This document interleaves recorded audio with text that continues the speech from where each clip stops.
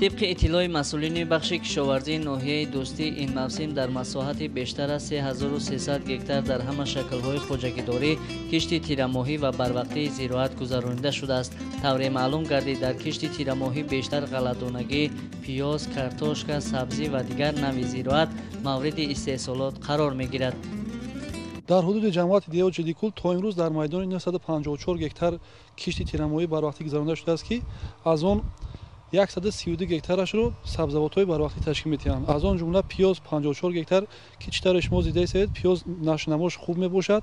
علاقه دهقانان این منطقه جماعت دیه جلیکول طول 4 سال اخیرش دست از تجربه خود پیشقدم خود استفاده برده تخم پیاز رو در داخل خود خوجگی میرویانند و از تخمی خودی استفاده میبرند و با دیگر خوجگی‌هایی که با تخمی نیاز دارند آنها را با تخمی تامین میکنند. در میدان 40 گکتار سبزی کش کرده شده است. علاقه غنداشتن سبزی آغاز گردیده است. با بازارهای داخل و بیرون از ناحیه با سبزیجات پیشپزک ما تامین نموده ایستادیم. چطوری که شما شاهد گردید علاقه زمینه گذاری با کشت بهاری ادامه متشکلانه ادامه دارد.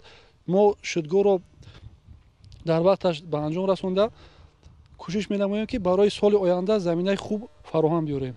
در دهات جلیکول، دهقان‌آباد، نوری وحش، گردی گلمرادوف و شهرک بیسالگی پورا دورنمای کشت تیره‌ماهی و بروقتی زراعت را به انجام رسانیدند. در بعضی جماعت‌ها نقشه کشت تیره‌ماهی در مقایسه با سال گذشته برتری دارد. یک چند سال اخیر است که در ولایت ختلان با مقصد فراوان گرداندن بازارهای داخلی کشت بروقتی کارتوشک راه‌اندازی کرده می‌شود. در همه جماعت‌های دهات ناحیه دوستی کشت صفتناک کارتوشک گذرانده شده. این محصولات نیازی مردم نیمه اول ماه مای جمع‌آوری کرده شده وارد بازار گردانده می‌شود. شدگار زمین‌ها در همه دهات ناحیه دوستی وسعت یافته نزدیک با فرصت مساعد آب و هوا موسم شدگار به انجام می‌رسد. تکنولوژی پرورش زراعت از شدگار صفتناک تا دادن غذای ضروری محصولات رعایت کرده می‌شود. در انجام صفتناک شدگار از تکنیک‌های پراقتدار استفاده می‌برند. برای بهتر کردن حاصلناکی متخصصان اداره بهداشت زمین و آبیاری زهبور و زهکش‌های در اختیار بوده را سری وقت تازه کرده انشاءات آبرسانی را به موسم نوبتی آبیاری آماده می‌کنند. آن دستگاه و نسازهایی که اومد درباره آبکشی در منطقه گروتی است پورا با تعمیر کنم بودیم و امروز ما تیار هستیم که منطقه گروتی را با پورگی با آب در وقتی ضروری تامین نماییم. امروز ما اویدی بهتر نمودن حالت مرتبی زمین ها حرکت داریم. آن زعبور و زهکش‌هایی که من سالهای طولانی تازه نکرده شده است نبودند و آنها را تازه کرده حالت مرتبی زمین را بهگردانیم. در همین زمینه اسوسیاسیون آبرسانی دهات ناحیه دوستی جویبارهای کلان آبرو را به طریق دستی تازه کرده امکانات آبیاری کنی زمین ها را بهتر می‌گردانند. جویبارهای دستی را همش کار کرده گیمینه برای بهار تیاره. به همین ترتیب نظام خوبی کار در ناحیه دوستی به آن باعث می‌گردد که در تأمین امنیت آذوقه‌واری حصه سزاوار گذاشته شود. طبق نقشه پیشبینی نموده ریاست کشاورزی ولایت ختلان اهل زحمت ناحیه خراسان عهدهدار شدند که در مساحت قریب 3,500 گکتار کشت صفتناک تیره‌ماهی و بروقتی گذرانند. طور اطلاع دادند در کشت تیره‌ماهی در مساحت بیشتر از 2000 گکتار غله‌دانگی، پیاز و کارتوشک و دیگر زراعت بروقتی را پرورش می‌کنند.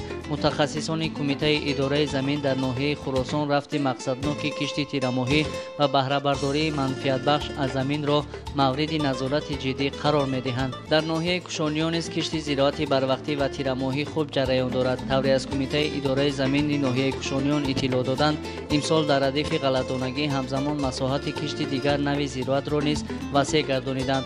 متخصصان ساحه جریان بهره برداری صفتناک میدان‌های کشت را در همه دهات ناحیه کشانیان خوب به راه ماندند. همین گونه ترتیب خوبی بهره برداری از زمین است که کشاورزان ناحیه هم طلبات خودی را تامین می‌کنند هم بازارهای مرکزی ولایت را فراوان می‌گردانند.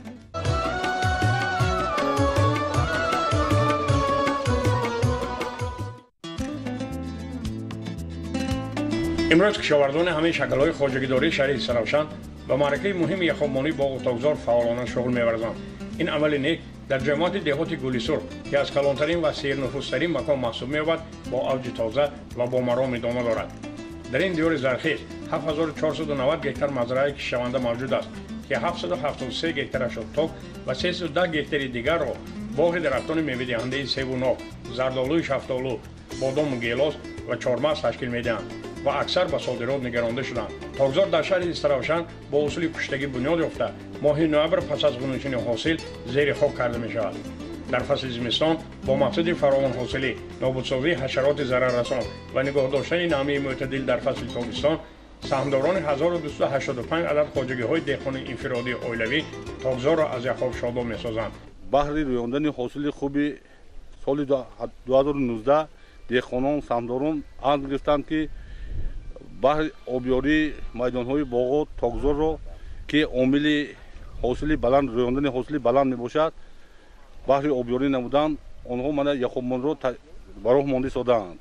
تشکیل اساسیاسیون استفاده برندگان آب در بین خواجگی‌های دهقانی طلب زمان محسوب یافته سهامداران را پرثمر و احتیاطکارانه استفاده بری آب پالیزی هدایت می‌کند.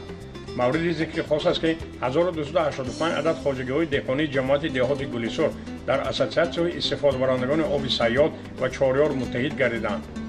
امروز سهامداران 600 عدد خواجگی‌های دهقانی انفرادی عائلوی اعضای اساسیاسیون استفاده برندگان آب صیاد که زرکاران دهه‌های باغ کلان، سخسیان، بادامزار و منجران را متحد می‌سازد مراتب دوم از آب فصل دی استفاده می‌نمایند.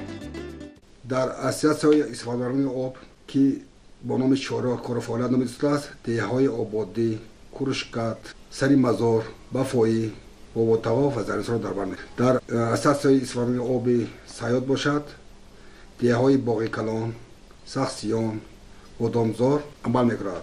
اساساً در جماعت دهات گلیسرخ که موضع آن کم آب است برای همین هم در فصل سرما در فصل زمستان با آب تامین نمودن این خواجگاه دهقانی یکی از منفعت‌های خوب را در بر می‌گیرد. باغ تاکزار خواجگاه کشاورزی شهر استراوشن که به طرز کشتگی و در موضع‌های کم آب بنیاد گردیدند اساساً سالی 2-3 مراتب آبیاری می‌گردند. تاکپروران آبیاری تاکزار را حوض‌آب و یخاب و غورآب نامگذاری کرده با استفاده از شرایط مساعد و به خاطر زمینه‌گذاری به حاصل فراوان سال روان امروز باغ تاکزار را مراتب دیگر از یخاب شاداب می‌گردانند.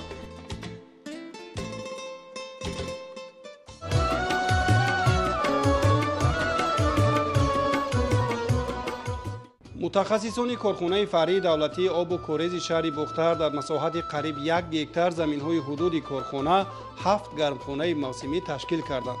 اگر سال گذشته در این گرمخانه‌ها زیاده از 2 میلیون بیخ گل‌های رنگارنگ پرورش کرده باشند، امسال در چنین گرمخانه‌های وسیع پرورش سبزوات و کبودی‌ها را براه ماندند.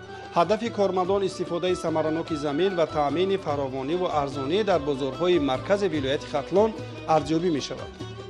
در همین گرمخانه‌ها ما منمی ردیسکو من پامیدور روز کوچت کردیم در من گرمخانه اونجا ماتچ نمیگن برای برآورده کوچت کرده بعد در اینجا میشنونیم انمی رو روز ما برآوردیم روز منمی ردیسکو رو به بزرگ برده برای غنی گردوندن بزرگی منمی داخلی و منمون بزرگی من شهر دوشنبه همجا ما روزی به سودا برده ایستادیم حاضر بعد من همین ردیسکو رو همینجا گرفتن بعد ما تیاری برای پامیدوری که حاضر در وای گرمخانه شما دیدید ما کوچت کردگیم همون را در اینجا میشونیم باز برای ماهای مای شدن همون تیاری امروز دیده ایستادیم در این گرمخانه که شما حاضر شاهد هستید اینجا بغیر من اوکراپ خب گشنیش قلفینای خب همین خیلی چیزهای دیگر هم داریم. 2 سال باز در زمین‌های بیکار خوابیده کارخانه آب و کورز شهر بختر محصولات غذایی داخل گرمخانه‌ها را پرورش می‌کنند. بعد از جمع‌آوری پوره این نوع سبزوات باز کوچت پامیدور و بادرینگ و قلمخور بلغاری را انجام می‌دهند. الکی در گرمخانه‌های علاهیده نهال‌ها برای کوچت کردن آماده کرده شدند. فعالیت پرثمر گرمخانه‌های نزد مؤسسه باز هم وسیع گردیده باز 4 عدد دیگر زیاد می‌شوند. این به آن مساعدت می‌کند که محصولات کشاورزی در آخر زمستان و اول فصل بهار استحصال شده در تامین امنیت آذوقه‌واری مساعدت کنند. سال گذشته از داخل گرمخانه‌ها تا 3 تن پامیدور و بادرینگ و 3.5 تن کارتوشکا استحصال کرده بودند. سبزوات کنون آماده گشته به بازارهای شهر بختر در قیاس با فروشندگان بازار تا 1.5 برابر ارزان پیشنهاد کرده می‌شود.